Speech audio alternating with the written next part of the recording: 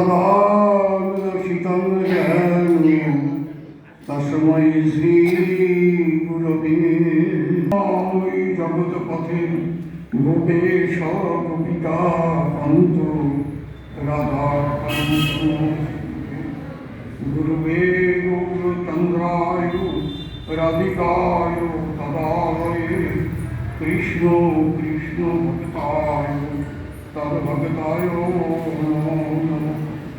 শ্রী সনাতন ভট্ট রঘুনাথ শ্রী গোপাল ভট্ট দাস রঘুনাথ এই ছয় গোসাই পরিচরণ বন্ধন জগতে বিঘ্ননাশ অবিশ্বপুরাণ এ ছয় গোসাই যাবে করুণা করিবে ব্রজে রাধা কৃষ্ণ লীলা অবশ্য পাইবে ভজবৃন্দন শ্রী গুরু বৈষ্ণব পদে মজাই যেমন শ্রী গুরু বৈষ্ণব পাদ পদ্ম করিয়াস নাম সংকীর্তন করে নরোত্তম অন্নকূট। আজকের অন্নকূট সম্বন্ধে আলোচনায় যাবো। আপনাকে অন্নকূটের প্রসাদ পেয়েছেন? অন্নকূটের প্রসাদ তো সবাই পেয়েছেন।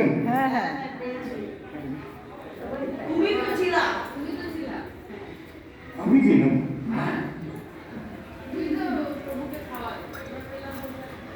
তোমরা প্রসাদ পেয়েছো কিনা না মনে হয় না।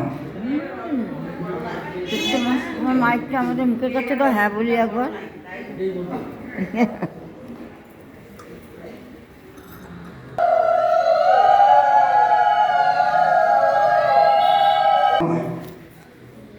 দ্বারকাটা কাটা নিশ্চয়ই জানা আছে আপনাদের। দ্বারকা আমার গোবিন্দের কিন্তু দ্বারকা, ওটা হলো বলরামের শ্বশুর বাড়ি দ্বারকা। রেবত রাজা, তার কন্যার নাম হলো রেবতী। এই রেবতীকে বলরাম বিবাহ করেছিল। বিষ্ণু অবতার হয়ে দ্বারকায় রেখেছিল এদের। কি আছে তুমি জানো না? আমার যত কথা তুমি সব জানো। এমন কি কথা আছে তুমি জানো না? তুমি সকালবেলা আমার কাছে আসতে আনতে বলে দুটো কথা আমার মনে খুব বেজে রয়েছে, আমি জানতে চাই। সকালবেলা তোমার কাছে এসেছি, বলো কি কথা? যে গোবিন্দ তুমি সাধুগুরু বৈষ্ণব ভক্তদের চরণ ধুলা নাও, নমস্কার দাও, কিন্তু রাধারানী নেয় না তো। রাধারানী সাধুগুরু বৈষ্ণব কাউ চরণ ধুলা নেয় না, কাউকে নমস্কার দেয় না।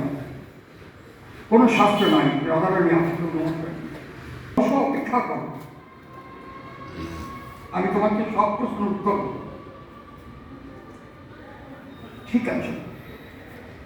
মাধবেন্দ্র পুরী, ঈশ্বরপুরীর গুরুদেব মাধবেন্দ্র পুরী।